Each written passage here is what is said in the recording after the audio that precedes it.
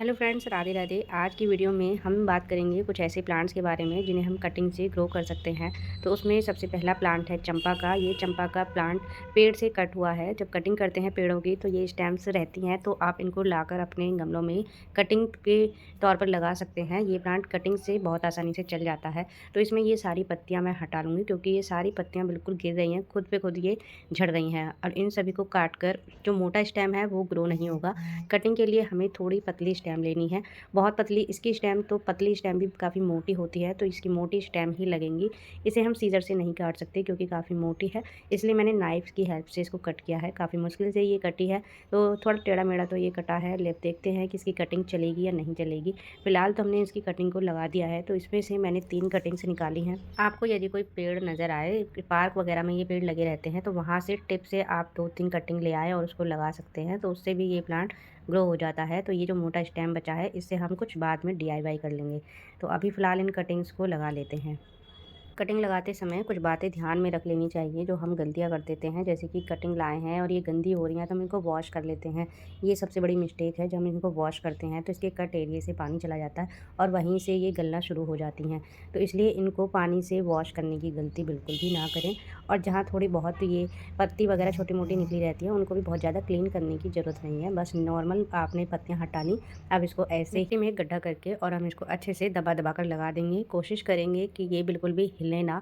जब भी हम कोई कटिंग लगाते हैं अगर वो हिल जाती है तो वो वहीं पर ख़राब हो जाती है। तो इसलिए इनको बस एक बार अच्छे से, बहुत अच्छे से दबा दबा कर इसको लगा दीजिए। एक ही गमले में मैं तीनों कटिंग लगाऊंगी क्योंकि इनमें समय बहुत लगता है। कटिंग ग्रो होने में कम से कम 1-2 महीने का समय लग जाता है। तो इसलिए थोड़ा-सा लगाने के बाद वेट ज़रूर करिएगा। अगर आपकी स्टेम ग्रीन नज़र आ रही है आपको, तो आप बिल्कुल भी उसे टच मत कीजिए।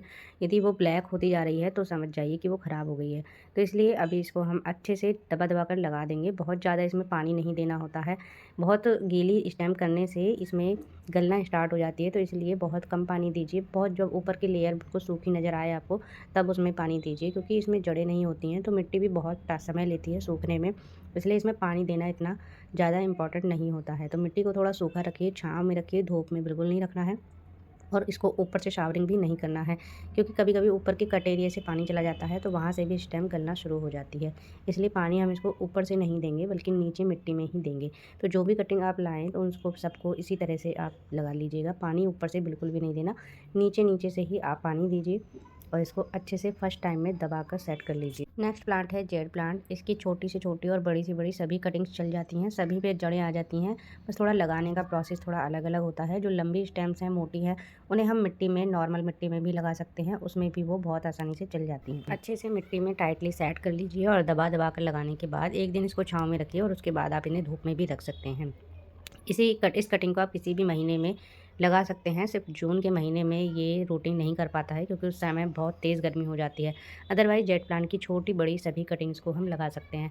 ये छोटी-छोटी कटिंग्स हैं, इनको मैंने ऐसी मिट्टी बनाई है जिसमें थोड़ा-सा कोकोपीट मिलाया है, वो थोड़ी हल्की है, बहुत सॉफ्ट मिट्टी है, तो उसमें इन छोटी कटिंग्स को हम लगा देंगे तो ये कटिंग्स भी चल जाएँगी। तो ये मेरी हैंगिंग बास्केट्स हैं, इसमें मैंने छोटी-छोटी जितनी भी कटिंग्स हैं इनमें लगा दी हैं।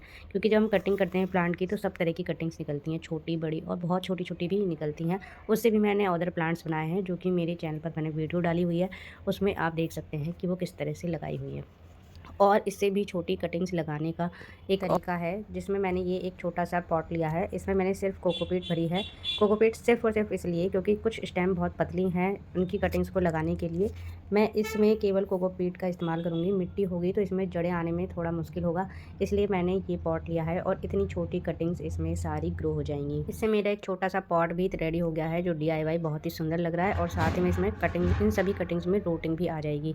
कुछ दिनों के बाद इसमें जब पत्तियाँ वगैरह नज़र आने लगेंगी तब ये थोड़ा बढ़ने लगेगा, तो इन कटिंग्स को हम शिफ्ट कर देंगे कुछ अगले दूसरे बड़े पॉट में।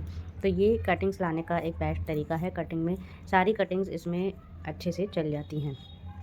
जो पहले मैंने कटिंग्स लगाई थी पिछले इस बरसात के समय में मेरा एक प्लांट गल गया था। तो इस प्लांट में थोड़ी एक प्रॉब्लम होती है जो कि ये प्लांट जड़ों से गलना स्टार्ट होता है, ऊपर से हमें अच्छा सा दिखाई देता है। तो वही प्रॉब्लम हमारी पिछली बरसात में आई थी जब बारिश ज़्यादा हो रही थी, तो जड़ें गल गई थी और ऊपर से बहुत सारी कटिंग्स निकल आई थी क्योंकि मैंने ऊपर का जो सही पार्ट था उन सबको कटिंग की तौर पर लगा दिया था दूसरे पॉट्स में और जड़ें निकाल दी थी क्योंकि वो गल गई थी।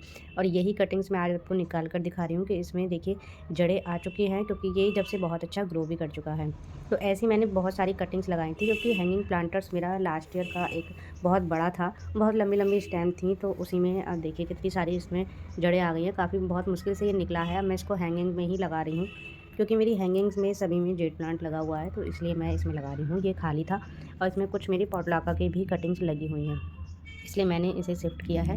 तो इस प्लांट को कटिंग से आप ज़रूर लगाइए, बहुत जल्दी से ये लग जाता है, लेकिन इसमें धूप की बहुत ज़रूरत होती है। जिन लोगों के घर पे धूप नहीं आती है, वहाँ पर इस प्लांट को रखने में थोड़ी प्रॉब्लम होती है। बहुत कम ग्रो करता है, बहुत अच्छे से, बहुत हेल्दी ग्रो नहीं करता है। नेक्स्ट प्लांट है हमारा गुलाबी कनेर का। गुलाबी कनेर की कटिंग आसानी से लग जाती है, येलो कनेर की भी लग जाती है। तो येलो कनेर मेरे पास है, तो मैं इस बार पिंक कनेर की कटिंग लेकर आई हूँ। ये बड़ी सी कटिंग है और इससे मैं कई टुकड़े कर लूँगी, तो मैं इससे 3 कटिंग बना लेती हूँ। ये बहुत ही हार्डी प्लांट है, इसकी कटिंग बहुत ही आसानी से चल जाती है और ये प्लांट आपको रोड पर, सड़क पे या गलियों में कहीं पर भी, पार्क में मिल जाएगा। तो वहाँ से आप इस कटिंग को ले आइए। घर पर गमले में लगाने से ये प्लांट पेड़ की बजाय पौधे की तरह से ट्रीट करता है और इस पर बहुत सारे फूल भी आते हैं। बशर्ते इसको हमें अच्छी धूप देनी होती है। अच्छी धूप में यदि हम रखेंगे तो ये बहुत अच्छा चलेगा। कट एरिया हमने तिरछा लगाया है और कुछ पत्तियों को निकाल लेते हैं। कट एरिया पर हल्दी लगा लेंगे, जिससे कि ये थोड़ा गले ना, या फिर यहाँ पर कोई इन्फेक्शन ना हो। तो दोनों कट एरिया पर मैंने हल्दी लगा दी है और इसमें एक ही कट एरिया है। ऊपर से मैंने ज़्यादा कट नहीं किया है, क्योंकि इन ब्रांचेज़ में जितने कट ज़्यादा होते हैं, वहाँ से गलने के चांसेस भी थोड़े ज़्यादा हो जाते हैं, इसलिए मैंने इनको ऊपर से कट नहीं किया है। ऊपर हालांकि थोड़ी सी कलियाँ आ रही हैं, फिर भी मैंने ऐसे ही छोड़ दिया है। ये प्लांट थोड़ा हार्डी है, चल जाएगा। तो पहले स्टिक की हेल्प से हमें गड्ढा कर लेंगे, क्योंकि स्टेम इसकी हल्की है। यदि इसको डायरेक्ट प्रेस करते हैं तो वहाँ से इसके टिश्यूज़ टूट जाते हैं, इसलिए कोशिश कीजिए कि स्टेम पर ज़्यादा प्रेशर ना पड़े। तो अलग से एक स्टिक से मैंने इसमें गड्ढा किया है। तो मैंने एलोवेरा के प्लांट में इन कटिंग्स को लगा ले रही हूँ। इससे फ़ायदा ये होता है कि जो मिट्टी का मॉइस्चर लेवल है वो मेंटेन रहता है, क्योंकि दूसरा प्लांट ओवर वाटरिंग को एब्जॉर्ब कर लेता है और खाली मिट्टी में लगाते हैं तो ज़्यादा पानी की वजह से ये प्लांट गल भी जाता है। दूसरा मैंने लगाया है गुड़हल की प्लांट में, तो तब जब ये कटिंग चल जाएंगी तब मैं आपको इसका रिजल्ट दिखाऊंगी, क्योंकि इन कटिंग्स को चलने में बहुत समय लगता है। इसलिए तो आगे की वीडियोस देखने के लिए मेरे चैनल को सब्सक्राइब कर लीजिए, बेल आइकन भी दबा लीजिएगा, जिससे कि नोटिफिकेशन आपको मिलता रहे। तो मेरे कुछ प्लांट्स हैं पिछले, जिन पर मैंने कुछ काम किया था। अगली वीडियो मैं उसकी रिज़ल्ट पर बनाऊंगी कि अब उसमें क्या रिज़ल्ट रहा है। तो नेक्स्ट प्लांट है ये हमारा यूफोरबिया का। इसकी कटिंग भी आसानी से चल जाती है, हम इसे कटिंग से ग्रो कर सकते हैं। इसमें कुछ कांटे होते हैं, तो ध्यान से इस प्लांट को लगाइएगा। फूल बहुत ज़्यादा आते हैं गर्मियों में और ये प्लांट बहुत अच्छा ग्रो करता है। हालांकि कुछ कांटों की वजह से इस प्लांट को लगाने के लिए कुछ लोग परहेज करते हैं, और कांटे वाले प्लांट में भी फूल बहुत अच्छे आते हैं। नेक्स्ट प्लांट है हमारा टर्टल वाइन का। टर्टल वाइन की छोटी सी कटिंग भी बहुत जल्दी लग जाती है। इस पर फूल नहीं आते हैं और ये हैंगिंग बास्केट के लिए ये प्लांट बहुत अच्छा है।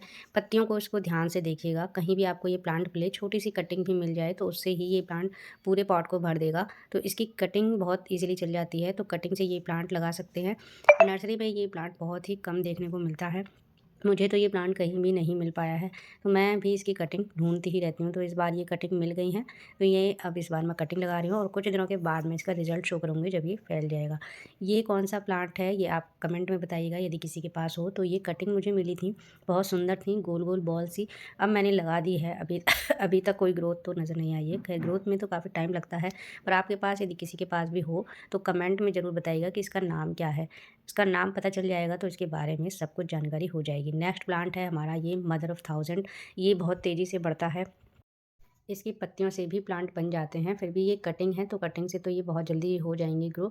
तो इसके बाद जब ये अच्छे से ग्रो करेंगे तब मैं आपको दिखाऊंगी कि ये किस तरह से बढ़ता है। पर ये बहुत तेज़ी से फैलता है। जिन लोगों के घर में ये पहले से है, बहुत ज़्यादा उनके यहाँ फैला होता है, परेशान हो जाते हैं वो लोग। तो मदर ऑफ़ थाउजेंड की कटिंग पर इसकी देखने में पत्तियाँ बहुत ही सुंदर लगती हैं। जब ये पॉट को भर देता है तो इसकी कटिंग यदि कहीं मिले तो ज़रूर ट्राई करिएगा। नेक्स्ट प्लांट है हमारा बेबी सनरोज का। ये बहुत आसान से कटिंग लग जाती है। इसमें देखिए कोने पर एक कटिंग लगाई थी मैंने, और यहाँ पर भी एक कटिंग लगाई है। ये दोनों कटिंग भी चल पड़ी हैं, और इस प्लांट को भी मैंने पहले कटिंग से ही ग्रो किया था। 2-3 कटिंग लगाई थी, तो एक कटिंग सक्सेस हो गई थी, 2 हिल गई थी, इसलिए वो ख़राब हो गई। तो कटिंग हिले ना, बस इस बात का ध्यान रखें, क्योंकि जो कटिंग मैंने लगाई थी उसको मैंने बांध दिया था, तो वो बिल्कुल भी हिली नहीं थी। और मैं इस प्लांट को जितना कट करती रहती हूँ, पिंचिंग करती रहती हूँ, उतना ही घना होता जाता है। तो इसकी जो स्टेम लंबी जाती है वहीं से कट करिए और उस कटिंग को लगा दीजिए। छोटी छोटी कटिंग भी इसकी चल जाती हैं। इसी प्लांट से लेकर मैंने 3 पॉट्स में कटिंग लगाई हैं और तीनों पॉट्स की कटिंग चल पड़ी हैं। तीनों में पत्तियाँ आ चुकी हैं नई-नई। इस पर मैं एक अलग से वीडियो बनाऊँगी, उसको आप देखिएगा उसमें। तो उसके लिए चैनल को सब्सक्राइब ज़रूर करिए, बेल आइकन ज़रूर दबा लीजिएगा। वीडियो पसंद आए तो लाइक ज़रूर करते जाइएगा। वीडियो बहुत मेहनत से बनती है, बहुत सारी क्लिप्स इकट्ठी करनी पड़ती हैं। तो थैंक यू फॉर वॉचिंग। यदि वीडियो पसंद आया हो तो इस प्लांट को, ये प्लांट बहुत ही सुंदर लगता है। इसकी पत्तियाँ बहुत सुंदर लगती हैं, बल्कि इस पे फूल भी आते हैं पिंक कलर के। और ये प्लांट जब पत्तियों से भर जाता है तो फूलों की ज़रूरत ही नहीं होती है। ये बिना फूलों के ही बहुत सुंदर लगता है, एकदम मनी प्लांट के जैसे। ये इसकी पत्तियाँ बिल्कुल गूदेदार मोटी-मोटी होती हैं, बहुत ज़्यादा पानी की इसको ज़रूरत नहीं होती है। धूप में रखा जाने वाला ये प्लांट है। तो इस प्लांट को छोटी सी कटिंग से भी आप ग्रो कर सकते हैं। ये जो 2 कटिंग मैंने लगाई हैं, इनमें नई पत्तियाँ आ चुकी हैं।